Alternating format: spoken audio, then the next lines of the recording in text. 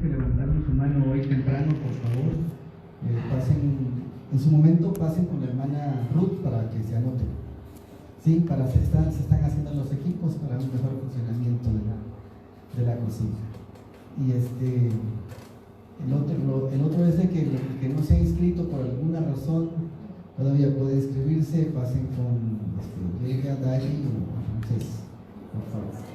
Esos son los anuncios y sigamos las recomendaciones que estamos dando. Vamos a iniciar. Vamos a postrarnos de rodillas, hermanos.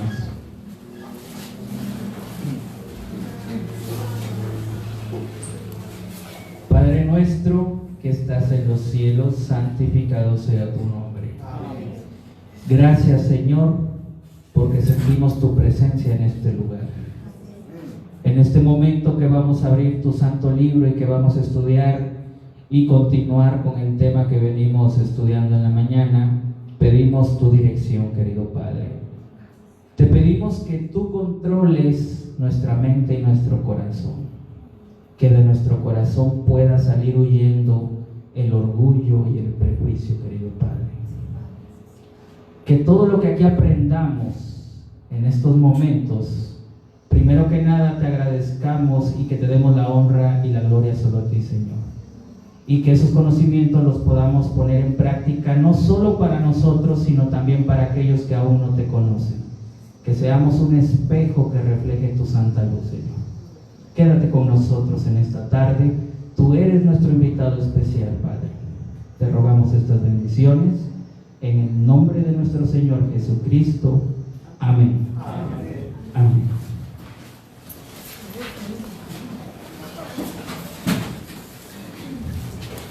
Buenas tardes, hermanos. Que el Señor nos bendiga en este momento. Espero que hayan descansado un poquito, ya que ahorita tuvimos una hora libre, como se decía cuando íbamos a la escuela, tuvimos un módulo libre. Espero que lo hayamos utilizado para oxigenar por ahí nuestro cerebro, para que no estemos cansados, porque a continuación, fíjense, en la mañana estudiamos la parte bonita de la microbiota. Todos muy emocionados estábamos estudiando, porque hasta yo me emociono siempre que hablo de esto, porque a mí se me hace algo maravilloso que los científicos estén descubriendo apenas ahorita algo que el Señor dejó plasmado hace miles de años desde la creación. Sin embargo, los seres humanos, desde la caída de nuestros primeros padres, Adán y Eva, hemos tenido la costumbre de dañar el planeta que el Señor nos dejó para cuidar, pero también de dañar el templo que pertenece a Dios, que es nuestro cuerpo. ¿Recuerdan cuál fue una de las primeras lecturas que tuvimos en este inicio de curso? Primera de Corintios. Excelente memoria aquí de nuestro hermano. Vamos a buscar Primera de Corintios, porque necesitamos establecer este punto de partida. Primera de Corintios capítulo 3. Para los que no estuvieron desde el principio, vamos a ver este fundamento que es muy importante. Primera de Corintios 3, 16 y 17. Dice así la palabra de Dios. Le voy a dar lectura. ¿No sabéis? Y es una interrogación la que se lee en este versículo. ¿No sabéis que sois templo de Dios y que el Espíritu de Dios habita en vosotros? Si alguno destruye el templo de Dios, Dios lo destruirá a él, porque el templo de Dios es santo, y eso es lo que vosotros sois. Palabra del Señor, hermanos. ¿Por qué leíamos esto al principio del curso? Todos hemos escuchado la maravillosa promesa de nuestro Dios que se encuentra en Éxodo 15, 26, donde el Señor dice: si guardas mis mandamientos, si sigues mis estatutos y escuchas mi voz, ninguna enfermedad de la que envié a los egipcios te enviaré a ti, porque yo soy Jehová tu sanador. ¿Sí? Y todos nos acostumbramos a esa promesa. Y nos quedamos nada más con el último pedacito, yo soy Jehová tu sanador, y de ahí nos agarramos. Casi no le damos importancia a guardar mandamientos, seguir estatutos y escuchar la voz de Dios. De entrada yo les digo que el hecho de que estemos aquí es porque escuchamos el llamado de nuestro Dios.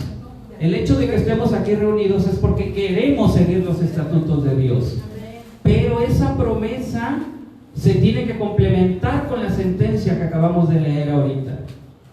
Si alguno, dice aquí, destruye el templo de Dios, Dios lo destruirá a él. Y es importante que esto lo mantengamos en mente, porque desafortunadamente hemos destruido ese templo que Dios nos dio. Y entonces vamos a hacer el análisis de la microbiota después del pecado. ¿Qué sucedió? Porque leíamos en Génesis que el Señor nos hizo del polvo de la tierra, nos formó de la tierra, incluyendo la microbiota que viene de la tierra. Pero ¿qué sucedió después del pecado? Para esto quiero leer también en Génesis capítulo 1. Vamos otra vez a la creación. Y necesitamos ver el contexto. Yo sé que estos versículos los hemos leído muchas veces, pero el análisis que vamos a hacer ahorita es un tanto diferente al que hemos hecho siempre. Génesis 1:24. Dice así, yo le voy a dar lectura. Entonces dijo Dios: produzca la tierra seres vivientes según su género, ganado, reptiles y bestias de la tierra según su género, y fue así. E hizo Dios las bestias de la tierra según su género, y el ganado según su género, y todo lo que se arrastra sobre la tierra según su género. Y vio Dios que era bueno. Nosotros siempre nos hemos imaginado animales grandes cuando leemos este versículo. Nos imaginamos las vacas, los elefantes, las jirafas, los perros, los caballos.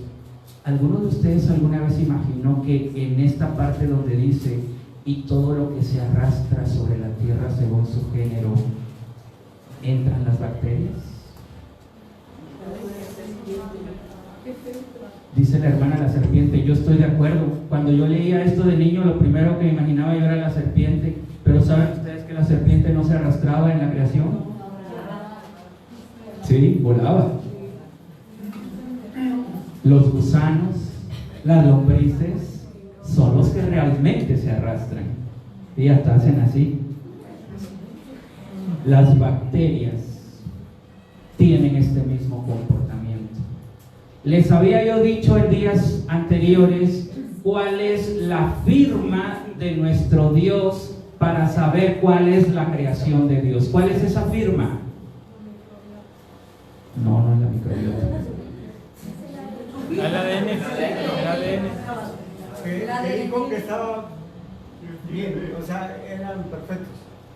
La firma de Dios, aprendimos, es el librito donde están escritas todas las cosas que luego fueron formadas sin faltar ni una sola de ellas. El ADN. El ADN es la firma de la creación viviente de nuestro Dios. Todo lo que Dios creó que tiene vida, tiene ADN. Nada se escapa, Nada se escapa. Las bacterias tienen ADN, hermanos. Los parásitos tienen ADN, hermanos. Los hongos tienen ADN. ¿Los virus tienen ADN, hermanos? Los virus tienen ADN. Yo no tengo ninguna duda de que Dios los creó con un objetivo. Y les voy a dar un pequeño tip para que, como cultura general, los científicos muchos años estuvieron peleando Y yo incluso algunos meses o años atrás yo tenía esta misma creencia. Los científicos siempre han estado peleando si los virus son seres vivos o no. La mitad de los científicos dicen que los virus no son seres vivos, no tienen vida, solamente son proteínas o moléculas con ADN que necesitan entrar a las células de los seres vivos para reproducirse. Pero yo me preguntaba, ¿cómo algo que no tiene vida va a reproducirse? Hasta que yo me puse a estudiar no solo la Santa Biblia, sino algunos científicos que han afirmado cuál es el propósito de los virus en nuestra tierra. Y estos científicos, estos médicos han descubierto que los virus tienen un servicio importantísimo, vital, y que nadie lo hace en este planeta. ¿Quieren ustedes saber cuál es ese servicio? Penetran el cuerpo de todos los seres vivos, incluyendo el humano, y permiten el fortalecimiento de, ¿qué creen ustedes? De la microbiota. Han hecho 2 proyectos a nivel mundial, uno en Europa y uno en Estados Unidos, de metagenómica, es decir, donde han investigado los genes de todas las bacterias que existen dentro del intestino, y se han dado cuenta que muchas de esas bacterias tienen pedazos de ADN de diferentes virus. Y eso no es todo. Encontraron que el ADN humano también tiene trozos de ADN de los virus. ¿Y con qué objetivo? Con el objetivo de fortalecer el cuerpo humano. Esa es una ventaja que el Señor nos dio al crear los virus. Oiga, hermano, pero entonces el coronavirus nos está ayudando ¿o qué? Miren, aquí viene la cosa importante, y quiero que captemos bien esto, porque todo esto el Señor lo plasma en su santa palabra. Ahora vamos a leer el versículo número 28, Génesis 1:28, ahí mismo en la misma página. Miren lo que dice aquí. Cuando Dios le da la orden al Adán y Eva, dice aquí: y los bendijo Dios y les dijo: sed fecundos y multiplicaos y llenad la tierra y sojuzgadla. Y miren la sentencia que dijo a continuación, interesante: ejerced dominio sobre los peces del mar, sobre las aves del cielo, y miren esta parte, y sobre todo ser viviente que se mueve sobre la tierra. El Señor puso al humano como cabeza, como cúmulo. Todas las bestias es otra versión, ¿sí? Pero nos han enseñado que las bestias solo son grandotas. Pero hay bestias que pueden ser estos bacterias, porque dice todo, ¿sí? Todo, absolutamente. Dios nos puso sobre ellos, es decir, para poder, dice aquí, dice: sojuzgadla y ejerced dominio. Y aquí está la parte interesante. El Señor en el principio creó las bacterias, los virus, los parásitos, los hongos, y no nos hacían daño. No nos hacían daño, porque no había dolor ni había muerte en el Edén. Así como va a ser en el cielo, dice Apocalipsis, no va a haber más llanto, no va a haber más muerte, ni va a haber más dolor. Exactamente es el Edén. Y hay una cita de la mensajera del Señor que quiero que leamos. Se encuentra en Patriarcas y Profetas, y aquí traigo el libro, página 28, en esta versión de Patriarcas y Profetas. Pero es el capítulo, debe ser el primer capítulo, o el segundo, no, es el tercero, la tentación y la caída. Página 28. Les voy a leer esta cita. Pongan mucha atención, hermanos, porque esto a mí me emociona y sé que los va a emocionar igual también. Miren, dice aquí, bajo la maldición del pecado, toda la naturaleza, daría al hombre testimonio del carácter y las consecuencias de la rebelión contra Dios. Cuando Dios creó al hombre, lo hizo Señor de toda la tierra y de cuantos seres la habitaban. Mientras Adán permaneció leal a Dios, toda la naturaleza se mantuvo bajo su señorío. Pero cuando se rebeló contra la ley divina, las criaturas inferiores se rebelaron contra su dominio. Por el pecado, todas las criaturas inferiores se rebelaron contra su dominio. Les puse el ejemplo en la mañana de aquella comunidad del Amazonas que tiene las mismas bacterias supuestamente malas para la medicina y a ellos no les está enfermando. Y esas mismas bacterias las encuentran en la población francesa y a ellos sí los está enfermando. La población primitiva del Amazonas vive de forma natural.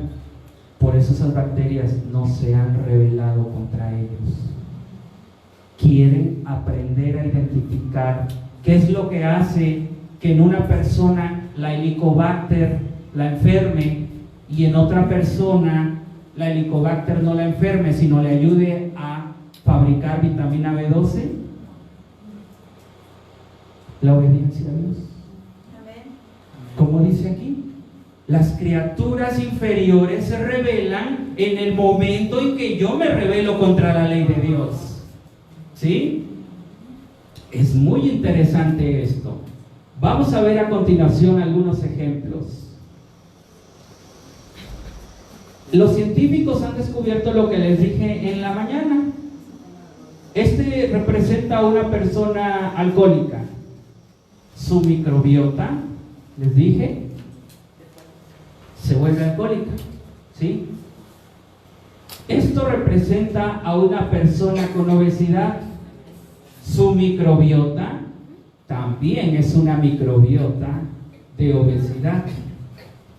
Esto representa a muchos de nosotros cuando no podemos dormir bien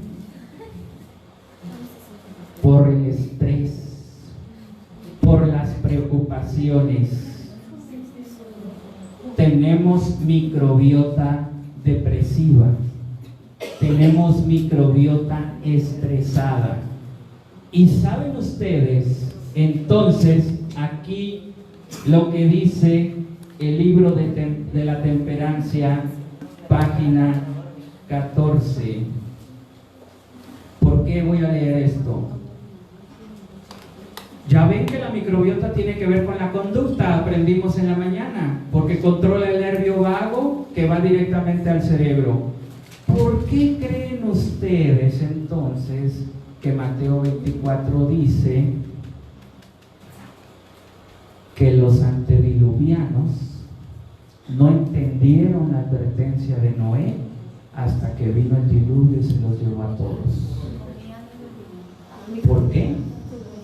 Porque comían y bebían, se casaban y se daban en casamiento. Es decir, lo que comían, lo que bebían, les bloqueaba el nervio que leímos hace un rato, que es el único medio por el cual Dios se comunica por el hombre. Por eso ellos no entendieron, a pesar de que Noé predicó 120 años. Y eso no es todo. Miren lo que dice la mensajera del Señor, página 14 de la temperancia. Mediante el apetito, Satanás dominó la mente y el ser. Miles que podrían haber vivido han bajado prematuramente a la tumba, arruinados física, mental y moralmente. Tenían buenas facultades, pero lo sacrificaron todo por satisfacer el apetito que los llevó a aflojar las riendas, quedando a merced de la concupiscencia. ¿Por qué se perdieron o por qué nos estamos perdiendo? por lo que estamos comiendo y lo que estamos bebiendo, hermanos. ¿Y este? Vayamos a Lucas. Los invito a que me acompañen. Lucas 21, hermanos. Y aquí se va a cerrar esta pieza del rompecabezas. Lucas 21, 34. Miren lo que dice la palabra del Señor, hablando acerca del tiempo final, igual que Mateo 24. Sabemos que Lucas 21 es análogo de Mateo 24. Miren lo que dice: estad alerta, no sea que vuestro corazón se cargue con glotonería y embriaguez. ¿Y qué más? Y con las preocupaciones de la vida, y aquel día venga súbitamente sobre vosotros como un lazo. Está haciendo referencia, es Lucas 21, 34. Está haciendo referencia, aquí lo voy a poner para que se vea. Está haciendo referencia precisamente a la glotonería, a la embriaguez y a los afanes de esta vida. Exactamente lo mismo que vivieron los antediluvianos. Glotonería, embriaguez, se casaban y se daban en casamiento, dice Mateo 24. Lo mismo que Lucas 17, que dice que es lo mismo que en los días de Lot. Y da otra lista más larga de lo que hacía la gente de Sodoma cuando vino la destrucción. Y es lo que dice Lucas 21:34, que en estos últimos días la gente va a estar cargada de glotonería, embriaguez y de las preocupaciones. Y entonces, mis hermanos, por supuesto que la microbiota se va a revelar, porque nos estamos apartando de Dios, porque estamos pecando. Aquel bichito que debe ayudarme a fabricar vitamina B12, si yo como carne, ¿a dónde creen que se va ese bichito? Viaja al estómago y se convierte en una bacteria carnívora. El Helicobacter es una bacteria carnívora cuando muta. Los científicos han identificado dos tipos de Helicobacter. Un Helicobacter sana, que todos debemos tener para fabricar B12 y vitamina K en el apéndice, donde dicen que no sirven para nada, y un tipo de Helicobacter que le llaman ellos Helicobacter mutada. Mutada significa que cambió, que se alteró, así como los genes que mutan, también las bacterias mutan. Y en lugar de fabricar vitamina B12 para mí, me empieza a agredir y me empieza a provocar gastritis por Helicobacter, y si no la atiendo se convierte en cáncer de estómago. La Helicobacter es la causante del cáncer de estómago, ¿sí? También han identificado la E. coli, bacteria que vive en el apéndice, también nos ayuda a fabricar B12 y vitamina K, y han encontrado una E. coli mutada que le llaman productora de toxina Shiga. Es decir, la misma E. coli, cuando se sale del apéndice porque nosotros no nos estamos alimentando bien, viaja al estómago y comienza a causar infección y comienza a producir una toxina mortal. La E. coli es la principal causante de muerte por infección, por heridas intrahospitalarias. Sí, hermano. Leí en una información que el darle a las vacas maíz en su estómago producen esa bacteria, E.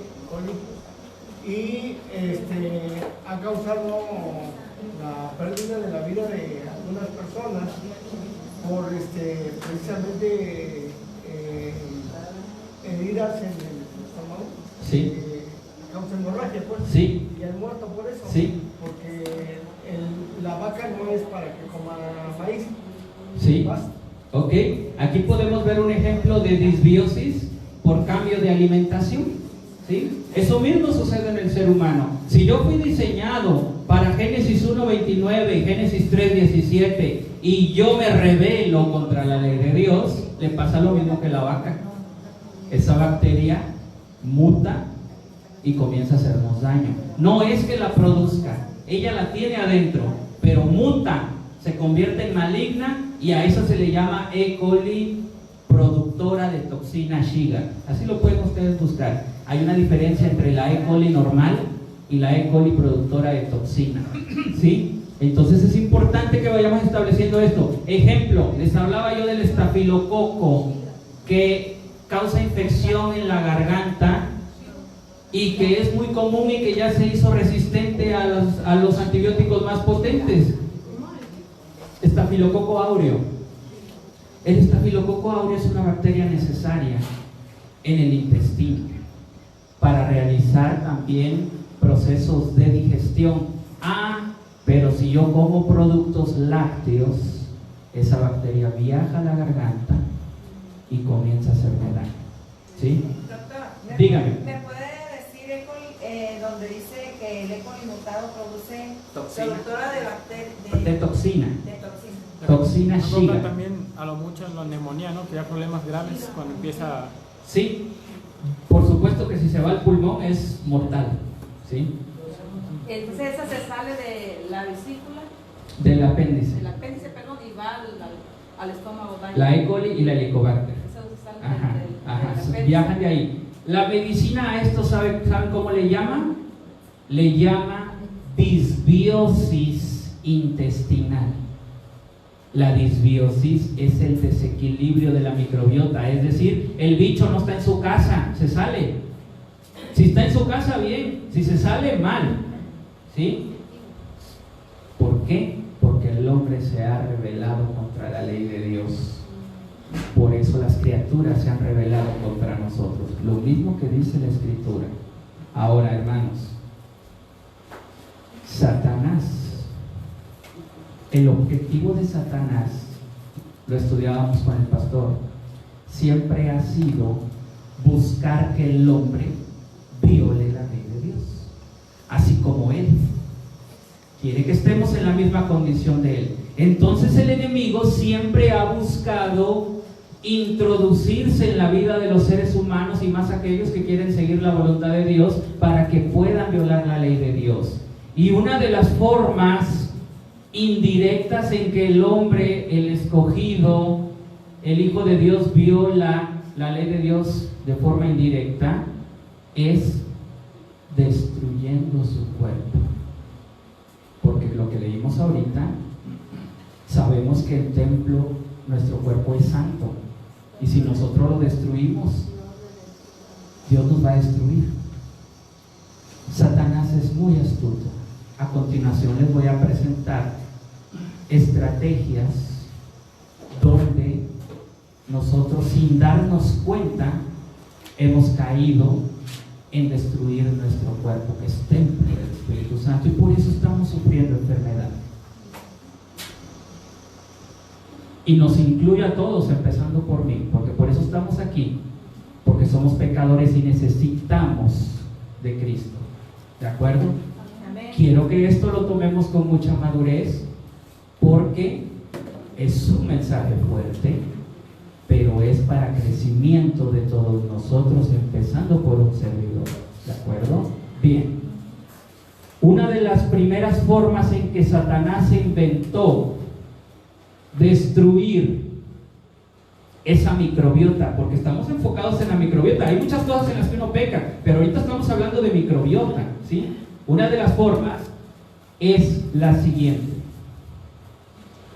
teoría de la autointoxicación. ¿Alguien de ustedes ha escuchado hablar acerca de esta? La teoría de la autointoxicación la podemos englobar en la siguiente idea. Yo sé que esta idea sí la han escuchado. Muchos tienen la creencia de que el intestino es una cloaca, es un drenaje que acumula plastas de popó que pueden tener muchos años viviendo ahí, y que eso acumulado produce toxinas que son absorbidas por ese intestino, van directamente a la sangre y causan la mayoría de las enfermedades. El eslogan de esta teoría dice: la muerte comienza por el colon. ¿Cuántos han escuchado esta teoría? ¿Sí? Miren, Horacio Ginich, quiero hablarles de Horacio Ginich. Horacio Ginich fue, mejor dicho, porque desafortunadamente murió el año pasado, fue el director de la División de Gastroenterología del Centro Médico de la Universidad de California en San Diego, California. Horacio Ginich también fue investigador integrado al SNI, que es el Sistema Nacional de Investigadores aquí en México. Él trabajaba para la Universidad Nacional Autónoma de México. Él era médico, gastroenterólogo, químico, microbiólogo, antropólogo, era una eminencia en estudios. Pero él era investigador también, y él hizo el trabajo por nosotros. ¿En qué aspecto? Él, en el 2011, si no me equivoco, tengo duda de la fecha, pero más o menos por esos años, hizo un simposio en la Ciudad de México para hablar sobre la verdad y el error en la medicina, las enseñanzas de la historia. Y una de esos errores que él descubrió fue la teoría de la autointoxicación intestinal. Su colaborador Bernardo Sepúlveda, mexicano, entre los dos hicieron un trabajo para rastrear desde dónde en la historia venía la teoría de la autointoxicación. ¿Saben hasta dónde la rastreó? La teoría de la autointoxicación llega hasta el antiguo Egipto.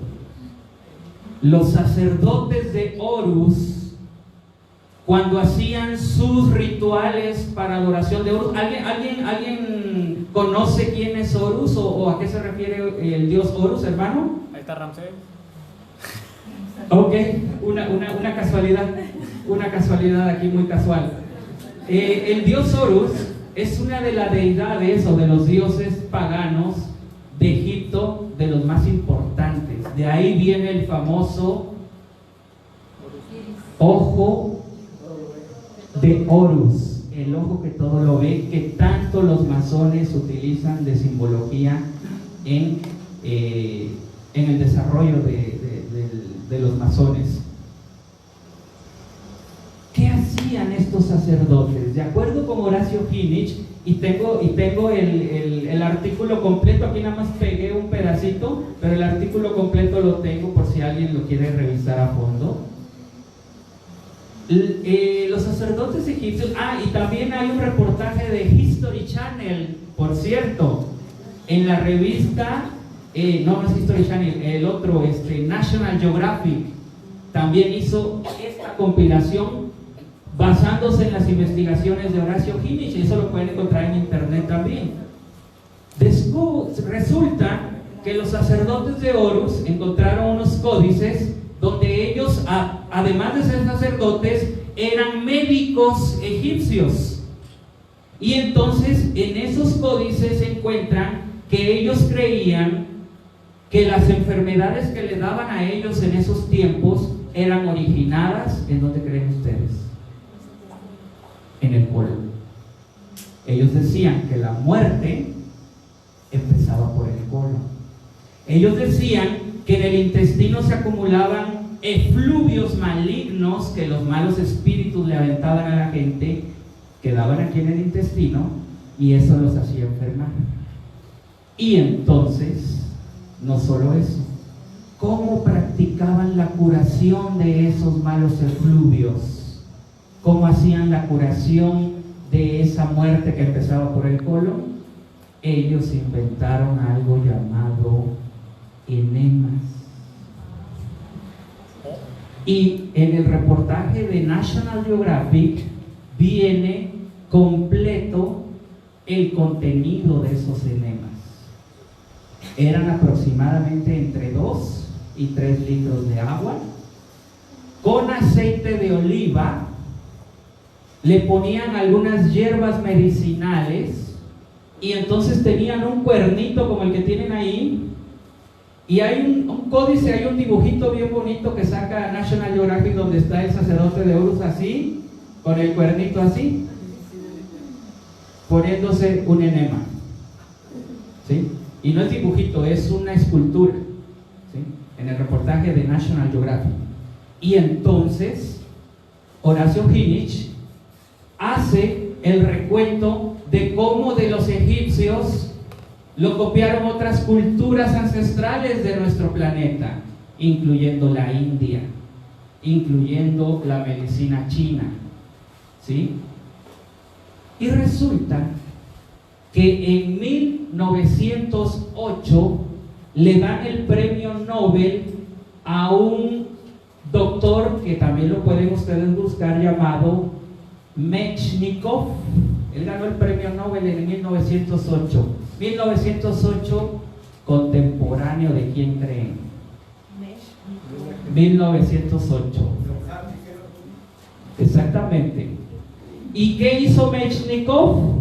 Mechnikov introdujo la teoría de la autointoxicación intestinal a la medicina moderna, incluyendo, dice aquí, practicar enemas. ¿Sí? Para ese tiempo, John Harvey Kellogg ya le había ganado el brinco a Mechnikov, porque eso fue en 1908.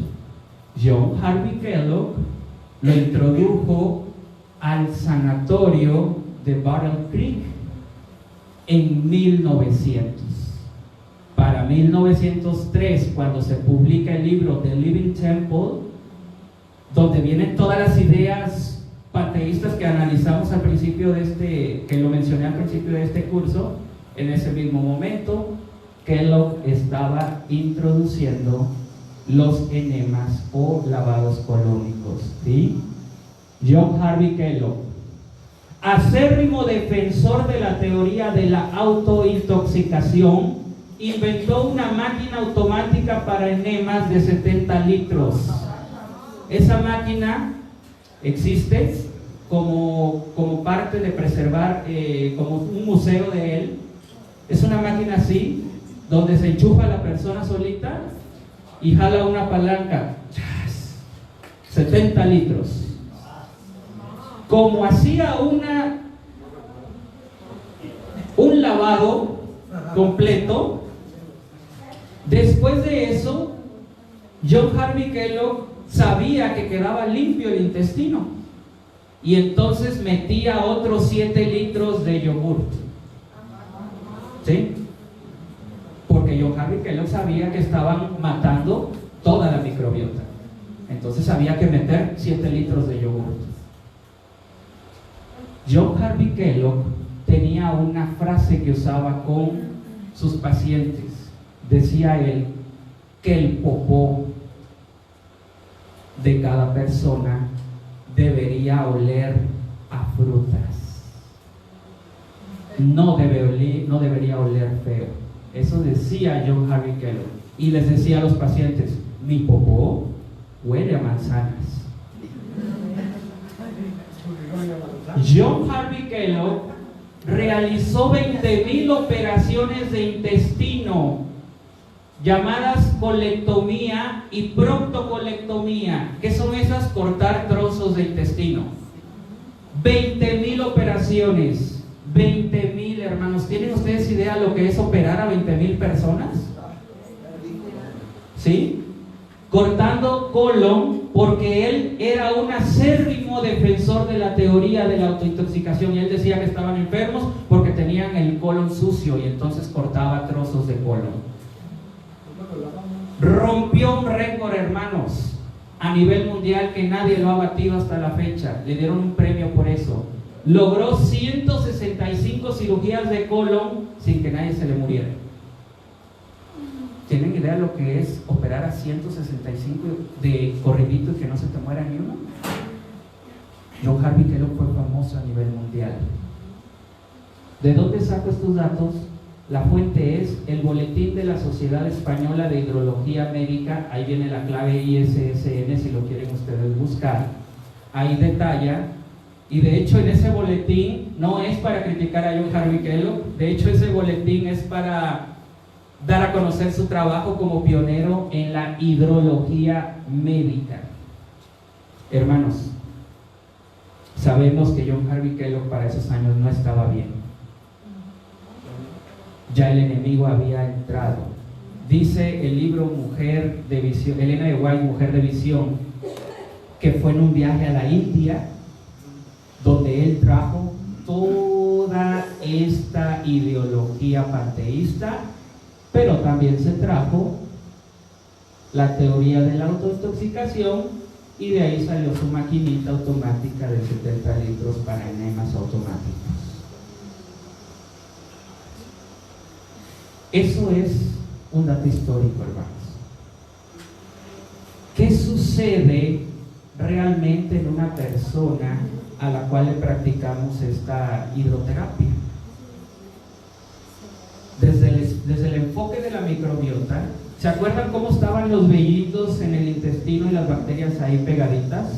Cuando usted introduce un lavado, desprende esas bacterias de la microbiota, y esas bacterias llevan los años que ese paciente lleva de vida, porque esas bacterias entraron en el parto vaginal y cuando succionó la leche materna, ¿sí?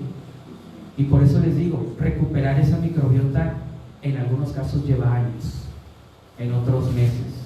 Con la ayuda de Dios se puede recuperar. No en todos los pacientes que se aplican enemas va a haber daños palpables en ese momento. Algunos al instante. Tengo una paciente un caso muy triste de una paciente allá en San Cristóbal.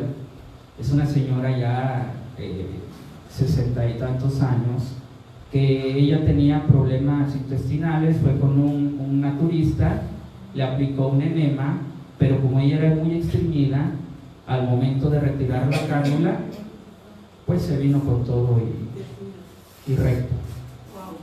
La señora no puede tardar más de 10 minutos sentada, a partir de esos años hasta la fecha.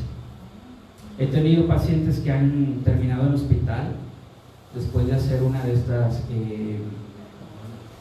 terapias, pero también conozco pacientes que se han recuperado después de estos tratamientos, ¿sí? No puedo afirmar que todos los pacientes que lo practican quedan mal, algunos quedan bien, ¿sí? Pero si ustedes se dan cuenta, pasa lo mismo que cuando rastreamos lo del dióxido de cloro. El pleito no es tanto si funciona o no funciona en ese caso. El pleito es que quien lo está sacando al mercado y quien lo inventó y quien creó toda esa teoría, Andreas Kalker, es un obispo de la secta llamada Génesis 2, una secta también panteísta, espiritista, las mismas ideas que están detrás de la teoría de la autointoxicación. Y cuando todos aquellos métodos que uno los rastrea en la historia y llegamos hasta una cuestión espiritista, panteísta o pagana, tengan ustedes por seguro que yo no veo que sea la voluntad de Dios. Por eso Elena de White, una de sus citas que habla de usar el agua, dice: usar el agua pero sabiamente, dice ella. Y en el libro, espero que lo traiga, no lo traigo, lo dejé en el cuarto, pero en el capítulo donde habla acerca del agua como bebida, así se llama un capítulo sobre régimen alimenticio, ahí viene una cita al final que dice: el agua es el agente natural más recomendado para desintoxicar cualquier tejido, dice ella. Pero ¿cómo se llama? El agua como bebida, ¿sí? No el agua por otro lado. ¿Por qué? Porque el Señor en su sabiduría formó el intestino, y les quiero hablar cómo es el intestino por dentro. El intestino, si ustedes pudieran verlo por dentro, tiene cejas por dentro como esas mangueritas anaranjadas que usan para la construcción, para meter cables. Ya ven que tienen como unas estrías. ¿Ok? El intestino por dentro tiene estrías también, pero llevan una dirección, así como los coples, que llevan una sola dirección las cejitas. Por dentro el intestino es igual. Esas cejitas están en el sentido para que el intestino funcione de arriba, es más, todo el tracto, de arriba hacia abajo, de entrada por salida, para que el alimento entre por aquí y el agua entre por aquí y salga por allá. ¿Sí? No al revés. ¿Sí? Por eso el Señor hizo nuestra boquita para masticar. Por eso el Señor hizo diferentes ecosistemas en cada zona, en cada etapa del tracto gastrointestinal. Aquí alcalino para poder procesar las enzimas con el alimento, en el estómago más ácido hasta 1 o 2 de pH para matar todo exceso de bacterias malas, el duodeno un poquito más alcalino para que reciba los jugos de la vesícula y los jugos pancreáticos para poder comenzar a destruir el alimento y ser absorbido. Y si ustedes llegan hasta el colon, que es el intestino grueso, que es la parte final del intestino, ahí también va a tener un pH bastante alcalino, muy similar al de la boca. ¿Por qué?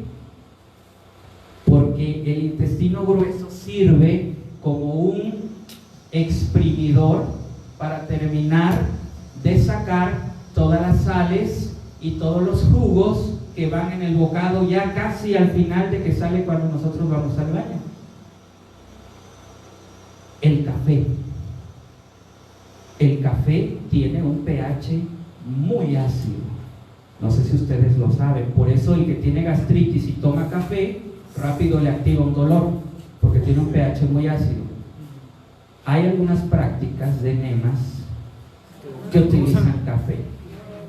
Si ustedes introducen un enema de café, ese café es absorbido y va directamente al cerebro. Si usted bebe el café baja, es absorbido por el intestino, el hígado lo desintoxica y solo la cafeína llega al cerebro. Pero si usted lo mete por el intestino, llega directo. Por las venas. Lo mismo que el supositorio, por eso llega directo. Por eso lo meten por ahí, para que llegue directo. Ajo y cebolla, excelentes medicamentos para un efecto antibiótico cuando usted los mete por aquí, porque la garganta, el estómago, el duodeno los preparan para que no queme sus tejidos, porque el ajo y la cebolla contienen compuestos sulfurosos, es decir, se forma el ácido sulfúrico, uno de los ácidos más corrosivos en este planeta, pero su cuerpo lo prepara para que no le queme nada. Pero si usted lo introduce por allá, no hay quien lo prepare, entra directo. Y no solo mata bichos malos, mata aquellos animalitos que el Señor nos dejó desde la creación para ayudarnos a esas 5 funciones que ya estudiamos en la mañana. Entonces por acá no le hace daño. No. Por acá no. No. Sí, hermana. ¿La cebolla cuál es mejor? ¿Morada, blanca o amarilla? Todas son buenas dependiendo el objetivo que usted busque. Si usted busca cocinar, por ejemplo, un platillo dulzón, la cebolla amarilla es mejor. Si usted busca efectos antibióticos, la cebolla morada es mejor. Si usted busca una cebolla neutral, sería la cebolla blanca. Dependiendo del objetivo que usted busque, pero las 3 son excelentes. ¿Cruda? Puede consumirse cruda o puede consumirse cocida. Si busca un efecto antibiótico, consúmala cruda. Si busca un efecto de sabor, pues ya la puede usar cocida. Cualquiera de las 3. Disculpe, doctor, ¿qué tan cierto es que la cebolla es mala si deja un pedazo por ahí? Es un mito. Es un mito. ¿Cómo ha circulado en redes sociales eso? Sí, ajá. que ya no debes de usar una cebolla después de que la cortas y la dejas por allá afuera porque se llena de bacterias, y te cuentan la historia de la Edad Media, de no sé qué. Es un mito, les voy a decir por qué. Todas las bacterias malas le huyen a la cebolla. ¿Ustedes Pero creen? sí, algunos, como algunos Seca. mosquitos, se llena de mosquitos. Pero no bacterias malas. Esos mosquitos producen unos puntitos blancos en la cebolla. Sí. Esos puntitos blancos son enzimas que la cebolla brota, hace brotar para repeler esos mosquitos. Esos puntitos blancos son parte de la microbiota que tenemos en el intestino, y si usted la come, está ingresando el alimento para esa microbiota. No se va a comer los mosquitos, sino la cebolla, y no la va a dejar marinar ahí en la ventana, cómasela directo. Pero de que se vuelva así como lo han dicho, de que algo súper venenoso, peligroso, no. Hermano. Yo hice una pregunta de ayer, si me fue. El carbón activado, con eso la poder de absorción y retener, ¿llega a afectar a la microbiota? Entonces, No. No. El carbón activado es una fuente vegetal que si lo introduces por aquí, tu cuerpo lo prepara para que al llegar a tu intestino haga el efecto deseado. Elena de White lo recomienda mucho porque a ella le funcionó también en los tratamientos. Hermana. Sí, no, cuando estaba hablando de los edemas del café, yo vi también un reportaje de una pareja, no eran americanos, se empezaron a acostumbrar a esas, porque decían, oh sí, quedamos bien, y otra vez, se adictaron, y no sabían por qué no podían dejar de ponérselas, era quién sabe cuántas veces a la semana. Tuvieron que ir a un especialista, no me acuerdo si... Gastro. Sí, pero tipo psicólogo también. Ok, porque ya como trastorno. Ya era, sí, y hasta entonces se les quitó. Ya cuando les explicaron todo lo que... Ok, excelente ejemplo. Puede suceder esto, y más porque es café. El café es adictivo, todos lo sabemos, ¿sí? Hermana. Entonces los enemas de ningún tipo se deben quitarse. Yo creo que ahí es una decisión que cada uno de nosotros debemos de tomar. También depende de la persona cómo esté, ¿no? Yo creo... Hay unos que están bien tapados de todo. Ok, le voy a decir algo que nos puede ayudar a definir esto. La ciencia médica aprueba los lavados intestinales solamente en dos casos, en dos tipos de casos. Número uno, cuando se va a practicar una colonoscopía, ¿sí?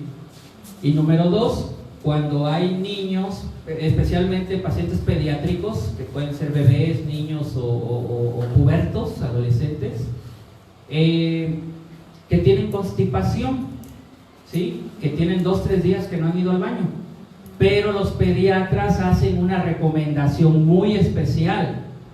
Deben de usarse cánulas de las más pequeñitas, y además la presión del chorro debe ser muy suavecita, y el volumen de agua debe ser muy poquito, y debe ser agua limpiecita, ¿sí? Y solamente es para prácticamente hacer así, pic, chorrito, ¿sí? Pero imagínense. 70 litros. Se le llama colónico. Son lavados colónicos, precisamente. Ahora, hay una diferencia entre un procedimiento de emergencia, un procedimiento para una precolonoscopía, a hacerlo terapéutico. ¿Sí? Hay una diferencia grandísima. De hecho, hay un caso que yo conocí en la clínica donde yo estuve, hacía mis prácticas cuando estudié, de que les llegó un paciente que se intentó suicidar con un montón de medicamentos, le hicieron ese lavado para sacar, y que todo el humo, todo el olor al medicamento, pues se mareaba la sala completa. Así en es. caso de emergencia. Así es. Ahora, a ver, hermana. Hermano, yo tengo un nieto de 9 meses. Ese niño, desde que nació, a los pocos días, le dio reflujo. Entonces, le dieron un tratamiento alópata para el reflujo. Sí. Que yo investigué y ese medicamento que a él le recetaron es malo.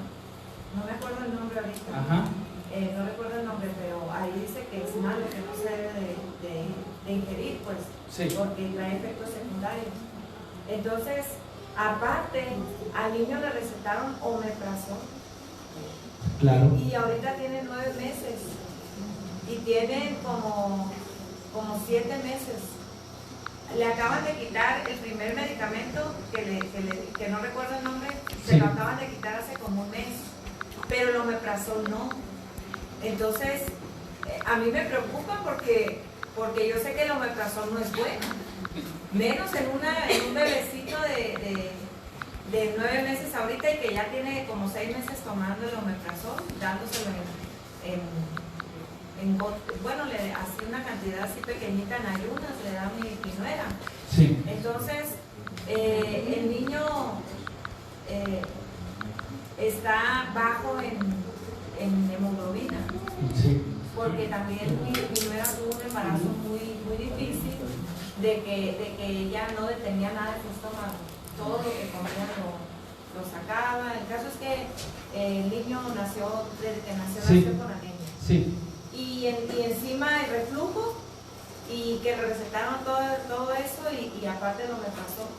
Sí, es muy peligroso, es muy peligroso. Posiblemente ese niño tenga una disbiosis en este momento y entonces hay que conocer el caso ya personalmente para poder hacer una recomendación más certera, porque el omeprazol es un hecho que le está causando daño a ese bebé. Sí, sí, claro. Gracias, hermana. ¿Pastor? Sí, nada más quería mencionar lo mismo de los enemas de café. Conocí a una persona que tenías sí, gracias. Solamente es una aportación. Conocí a una persona hace ya varios años, cuando estaba en la universidad del norte del país, que tenía una clínica, era directora y médico misionera, y pues ella practicaba los enemas aunque no estuvieran enfermos, ya lo tenía como, dices, como tengo que hacer cada 15 días, y no tenía la idea de que eso la intoxicaba. Y sí, efectivamente, después de unos 8 años de saber lo que hacía, empezó con una enfermedad y los resultados fueron a raíz del café que llegó al cerebro. Sí, eso fue lo que pasó. Entonces, también otra de las cosas que tenemos que tener cuidado los médicos misioneros es que lo que estemos practicando esté respaldado por el espíritu de profecía, ¿verdad? Para no cometer algún error o dañar a alguna persona. Otra cosa muy importante es el hecho de que tenemos ese problema de que algunos médicos lo están haciendo y lo están enseñando. Ese es un problema, ¿no? Así que no sé qué pueda decir. Ok. Gracias, pastor, por su intervención. La experiencia ahí está muy clara, lo que sucedió con esta paciente. ¿Cuál es mi opinión, mi sugerencia en el aspecto de la enseñanza en las instituciones o las escuelas para médicos misioneros? Mi opinión primeramente es que yo estoy seguro que no se enseña con fines maliciosos, no se enseña para hacer el mal, yo estoy seguro de eso. Yo creo que se enseña porque es lo que se ha venido repitiendo ya desde hace muchos años en diferentes institutos, y ese es el sistema que se ha copiado y se ha transmitido de generaciones en generaciones. Ahora, mi sugerencia es que apliquemos el mismo proceso que hemos aplicado con otras enseñanzas dentro de la iglesia que de pronto se sabe o se descubre que no son correctas. El ejemplo más claro, lo del árbol de Navidad. Cuando yo recuerdo que era pequeño, se aprovechaba la Navidad en la iglesia, la semana del 24, para hacer conferencias. Se ponía el arbolito, se ponían los regalos, se hacían programas especiales, se invitaba gente de visitas, y muchos de ellos, a raíz de esas campañas, conocieron la palabra de Dios, se bautizaron y hasta la fecha siguen siendo fieles hijos de Dios. Cuando se supo lo del árbol de Navidad y la Navidad, que tenía un origen pagano, lo único que hicimos fue descartarlo, seguir con nuestras campañas, ya sin utilizar los símbolos navideños, y la gente sigue conociendo a Cristo.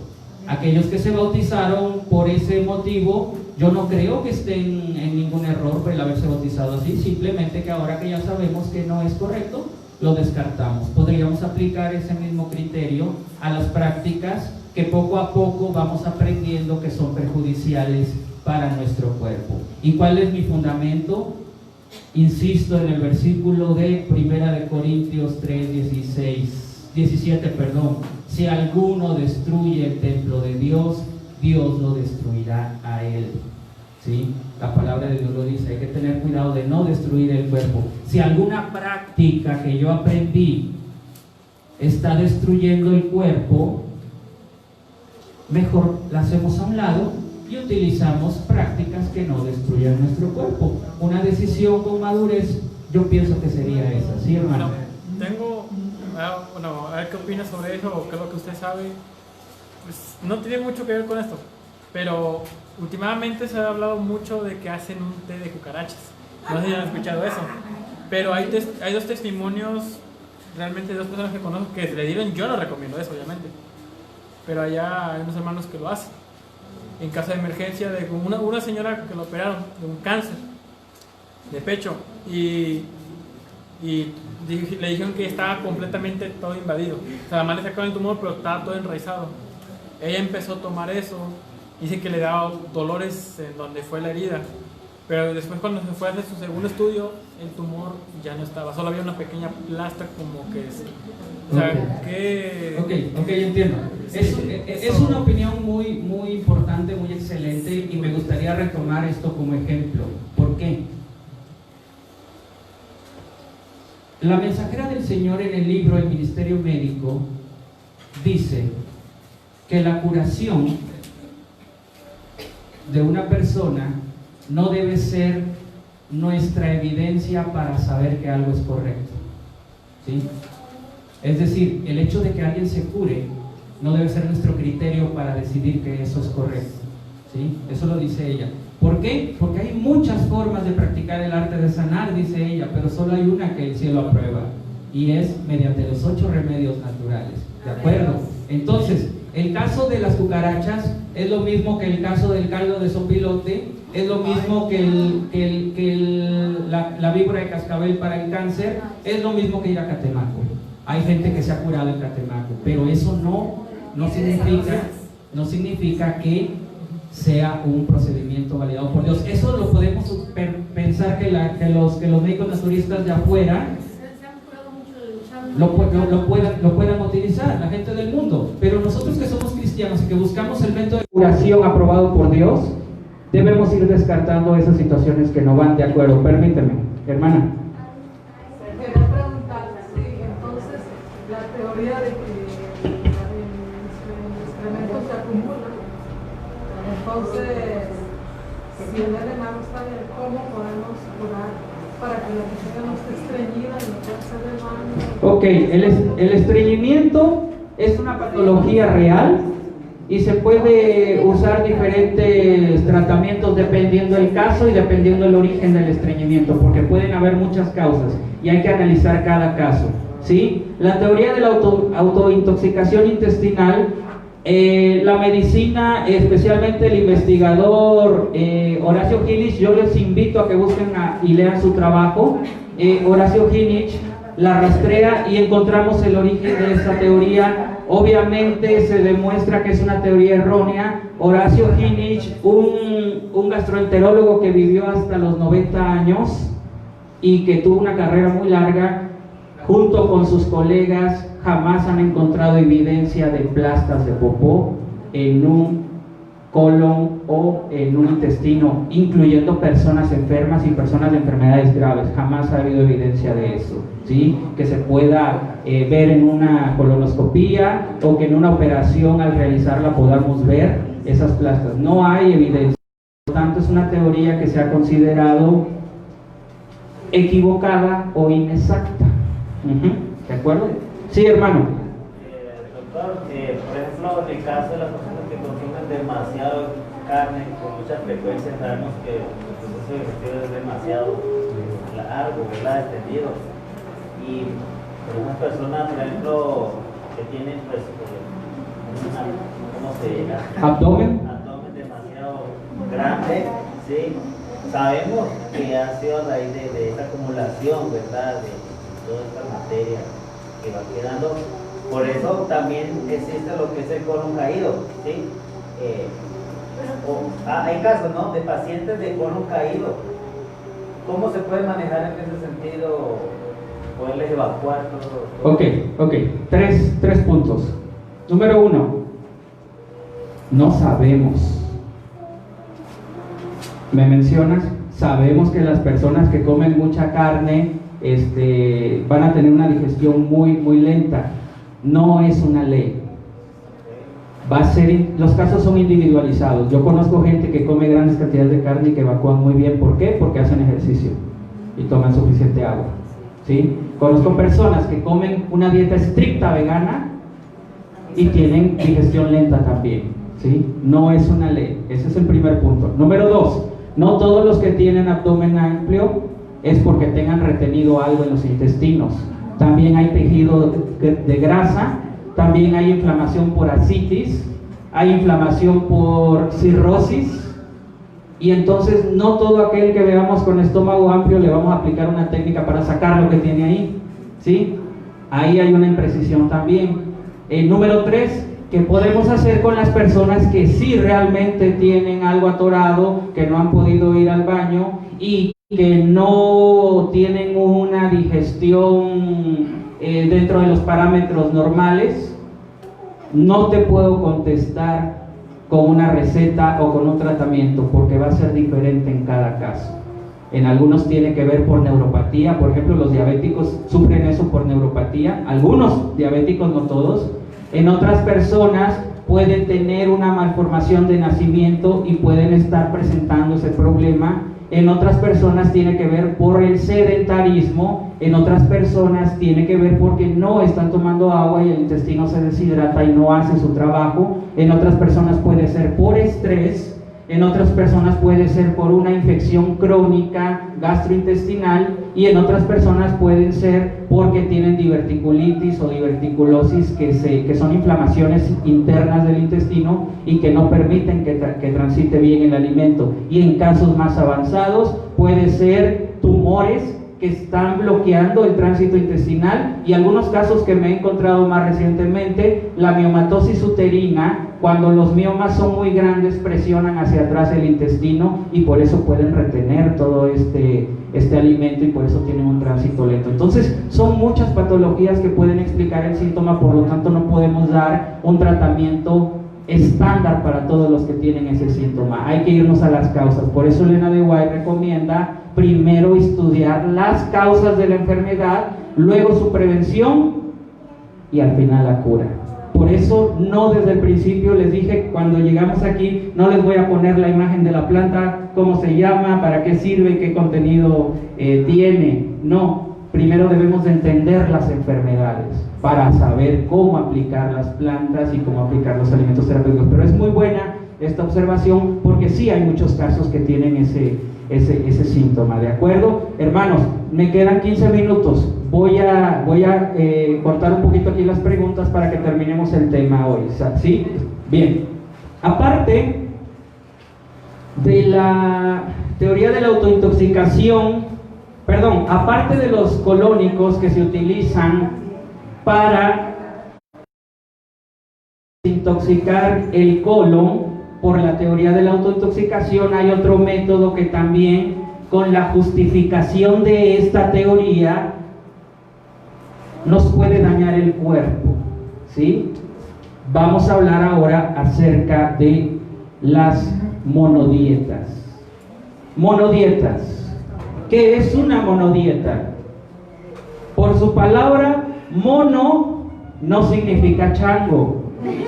Mono significa uno.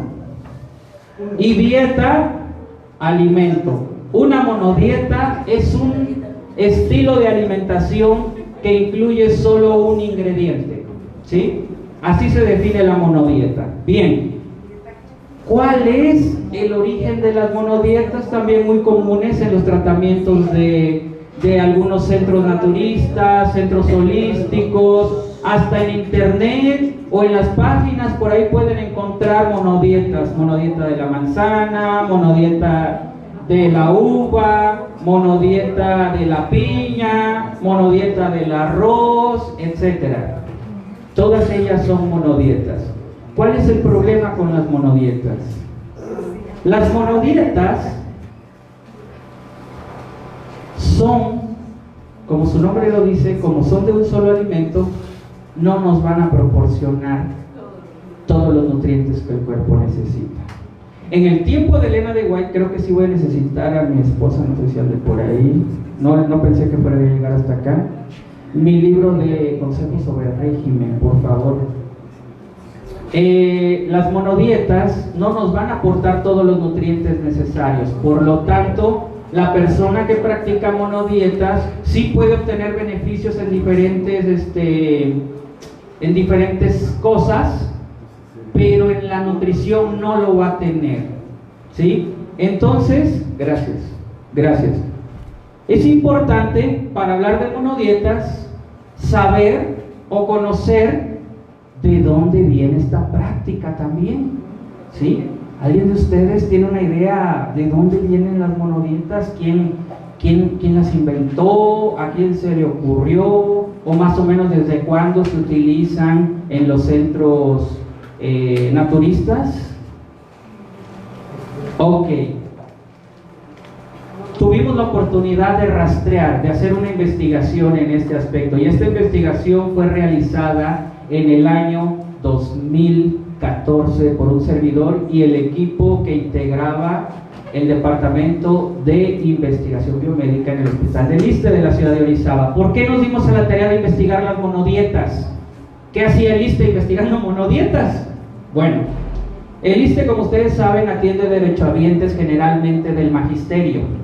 Y en una ocasión en el departamento de psicología llegaron dos jovencitas, aproximadamente de 14 años, con síntomas de enfermedad psicótica.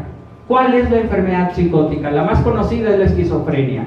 Las enfermedades psicóticas o trastornos psicóticos se caracterizan por tres cosas: delirios, alucinaciones y comportamiento o lenguaje desorganizado, ¿sí? Esos son los tres elementos que nos identifican a un paciente con enfermedad psicótica. Estas niñas venían alucinando, venían con un delirio, su comportamiento era agresivo y depresivo también. Entonces, se nos hizo raro, ¿saben por qué? Porque la esquizofrenia, de acuerdo al manual de diagnóstico psiquiátrico americano, el DSM-5, dice que estos trastornos generalmente se dan después de los 21 años y se deben de diagnosticar después de los 21 años. A nosotros se nos hizo curioso por qué niñas de 14 estaban presentando esto. Cuando nosotros hicimos la historia clínica, no encontrábamos ningún nexo entre ellas dos, hasta que una de las mamás de ella nos dijo que días previos, exactamente 2 días, su hija había estado en un retiro espiritual. Cuando se le pregunta a la otra por otro lado, resulta que venía del mismo retiro espiritual. El retiro espiritual del cual venían se llama La Montaña. Se realiza cada año en la sierra de Orizaba, en una zona llamada Acultzingo. No sé si alguien ha escuchado ese nombre. Ustedes lo pueden buscar. El retiro La Montaña en Acultzingo, Veracruz. En ese lugar se los llevan a los niños o niñas que son problemáticos en casa. Es un retiro católico, ¿sí? Los niños o niñas que son problemáticos llegan en un autobús.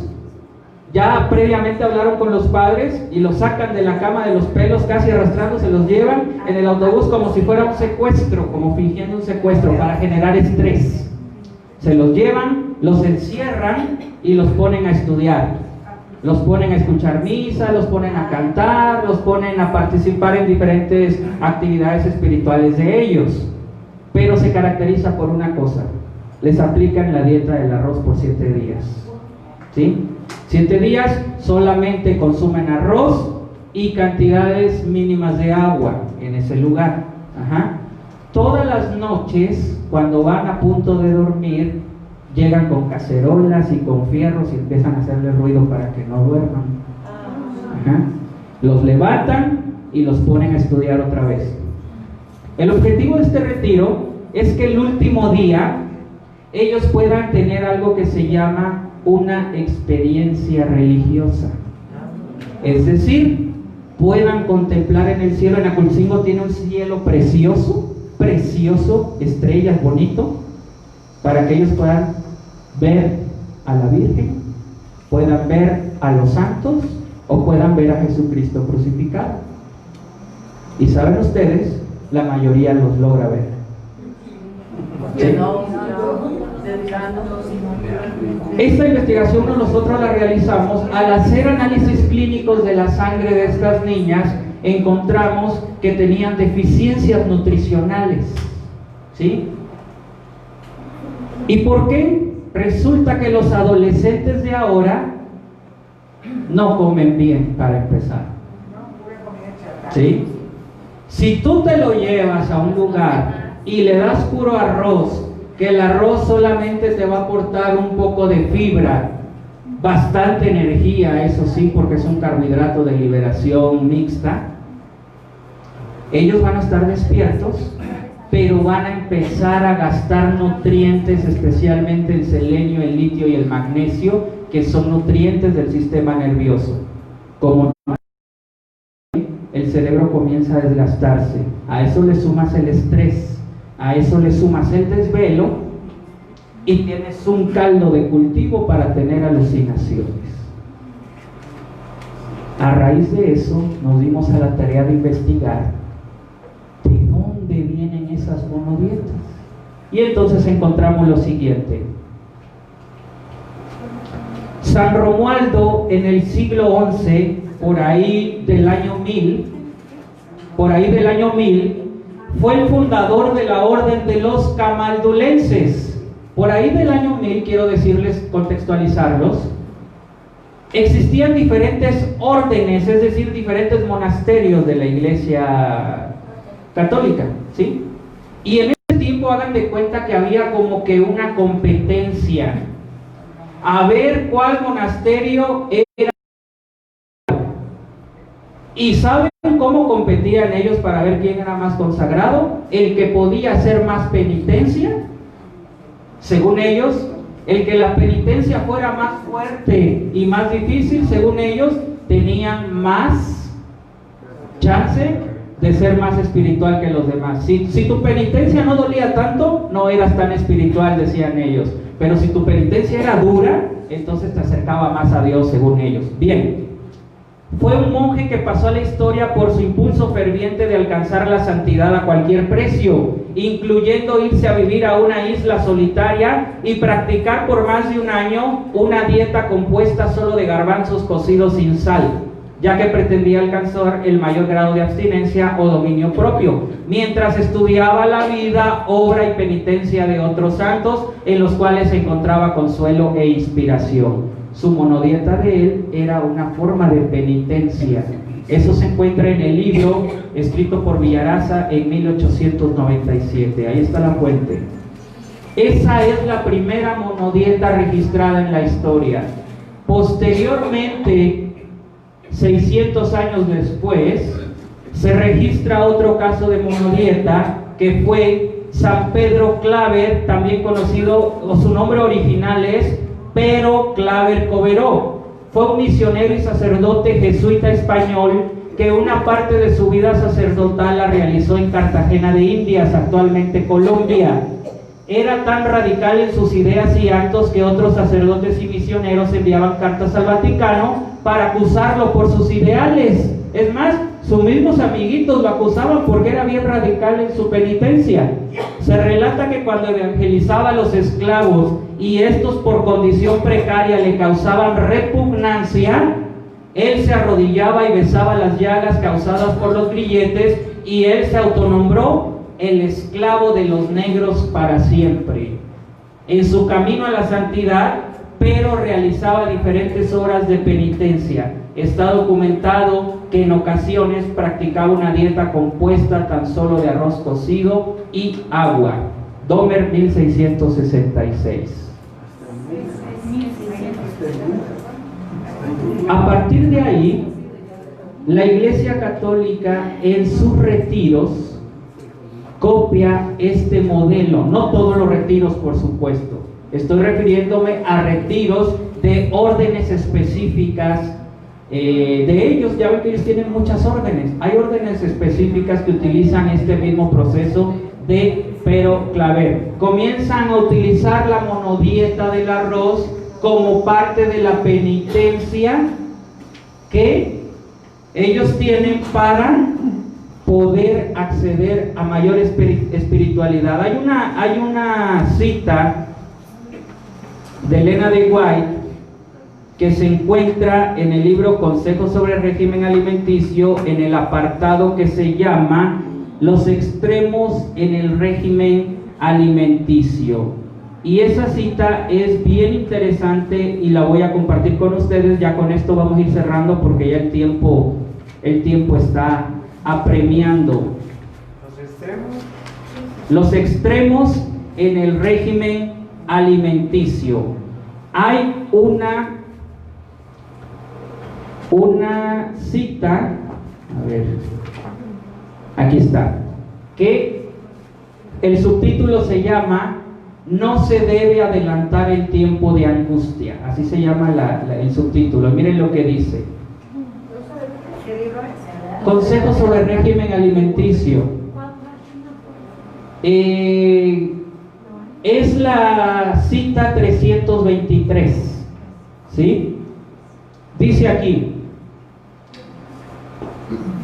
vi que usted tiene nociones erróneas acerca del maltratar su cuerpo privándose de alimentos nutritivos. Estas cosas inducen a algunos miembros de la iglesia a pensar que con seguridad Dios lo acompaña a usted, porque de lo contrario no se negaría ni sacrificaría en esta forma. Pero vi que ninguna de estas cosas pueden hacerlo más santo. Los paganos hacen todo esto, pero no reciben recompensa. Un espíritu quebrantado y contrito delante de Dios tiene mucho valor a su vista. Usted está observando a la iglesia y vigilándola, notando cosas pequeñas cuando debiera enfocar su atención sobre los intereses de su alma. Dios no le ha impuesto la carga de su iglesia. Esta cita de Elena de White está refiriéndose a las personas que creen que castigándose con el alimento pueden alcanzar un favor divino. ¿Cómo le llamamos a eso? Penitencia. Es una costumbre pagana romana. Sí, hermano. ¿Qué podemos hablar del ayuno? Ok, ahorita vamos para allá, si nos da tiempo.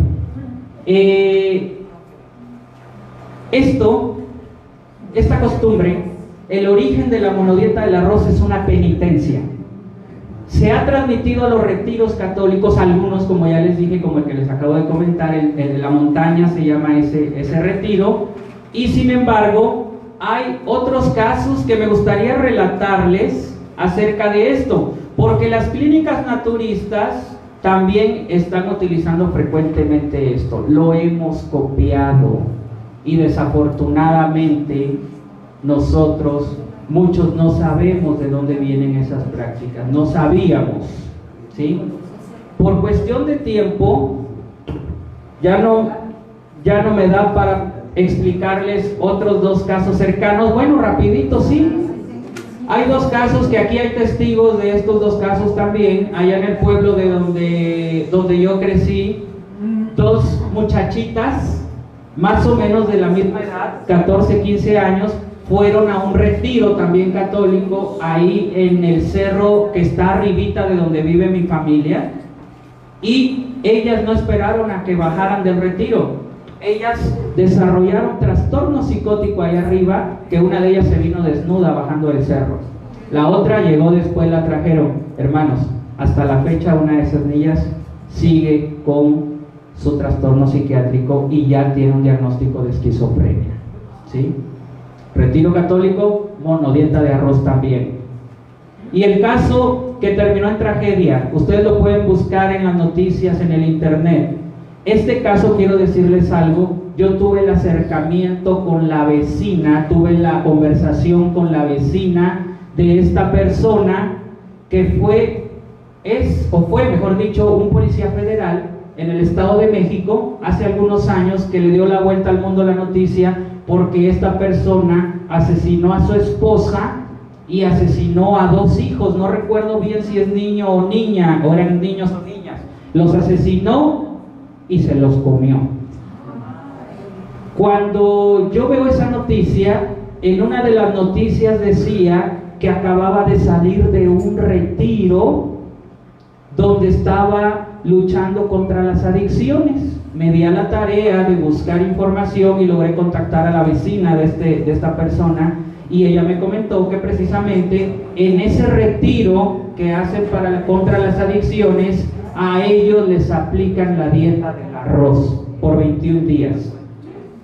Logró escaparse por ahí del día 15, se brincó la cerca, corrió a su casa, pero ya venía con un trastorno mental. Llegó, alucinó que eran, yo me imagino, sus enemigos los que estaban dentro de la casa, los mató y se los comió. Son 5 evidencias que a mí me indican que la dieta del arroz es una dieta empobrecida, como le dice Elena de White, porque ella recomienda que cualquier paciente necesitamos darle alimentos saludables y variados que tengan todos los nutrientes para fabricar una sangre nueva. Miren lo que dice aquí en el mismo apartado. En este se llama evítese un régimen empobrecido, así se llama, Consejos sobre el régimen alimenticio, y es la cita 317. Al final dice, miren lo que dice Elena de White, Consejos sobre el régimen alimenticio. Dice así: al comer cantidades reducidas de alimento que no son de la mejor calidad, y ojo, les aclaro de una vez, cuando dice que no son de mejor calidad, ahorita nos va a decir a qué se refiere con que no son de mejor calidad. Al comer cantidades reducidas de alimento que no son de la mejor calidad, no ingieren lo que puede nutrir adecuadamente el organismo. El alimento de mala calidad, vuelve a decir, no puede convertirse en sangre buena. ¿Y cuál es el alimento de mala calidad? Un alimento poco nutritivo empobrecerá la sangre. ¿Cuál es el alimento de mala calidad? Un alimento empobrecido. ¿Y cuál es? Un alimento poco nutritivo. Y si ustedes dan una monodieta, ustedes están dando un alimento poco nutritivo. El alimento que ustedes me digan. Por eso el Señor puso frutas, semillas y vegetales, para que entre los 3 grupos nosotros accedamos a los nutrientes necesarios para nuestro organismo. Hermanos, vamos a cerrar hasta aquí porque el tiempo nos apremia, y mañana vamos a terminar y aterrizar el tema sobre la microbiota. Que el Señor nos bendiga, hermanos.